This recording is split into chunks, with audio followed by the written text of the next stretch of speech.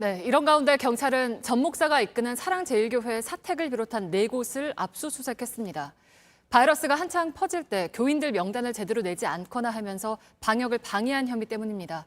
현장에 저희 취재기자 나가 있습니다. 송우영 기자, 어디를 압수수색했습니까?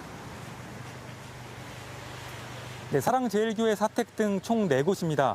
3곳은 교인들이 숙소 겸 사택으로 사용하던 곳이고요. 한 곳은 한 교회 관계자의 집입니다. 네, 사실 앞서도 명단을 안 내겠다고 버텨서 결국에 경찰이 나선 적이 있었죠. 네, 경찰은 지난달 21일에도 이 교회를 압수수색해서 교인의 명단 등을 확보했습니다.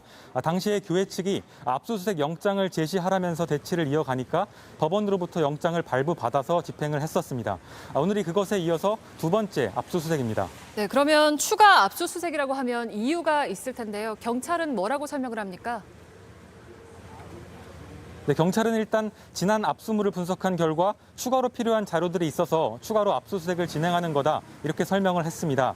전 목사와 교회 측이 받고 있는 혐의는 크게 2가지인데요.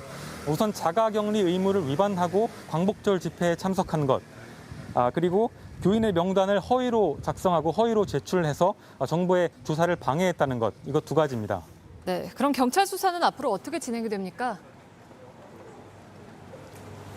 네, 이렇게 전 목사가 퇴원한 날 바로 경찰이 압수수색을 진행한 걸로 봐서는요.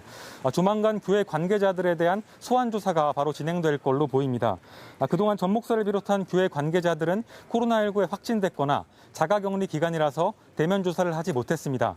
하지만 압수수색도 이렇게 끝난 만큼 조만간 전 목사 등을 직접 불러서 조사할 걸로 보입니다. 네, 그리고 또 하나 관심이 전 목사에 대한 보석이 취소되냐 하는 건데 이건 어떨까요? 네, 전 목사는 지난 4월 총선을 앞두고 특정 정당 지지를 호소하는 발언을 해서 선거법 위반으로 구속됐다가 보석으로 풀려났습니다. 그런데 보석 조건 중에 집회 등에 참석하지 말 것이 있었는데 공개적으로 광복절 집회에 참석했던 만큼 법원이 이 부분을 다시 판단할 거란 전망도 나오고 있습니다. 네, 잘 들었습니다. 사랑제일교회 앞에서 송우영 기자가 전해드렸습니다.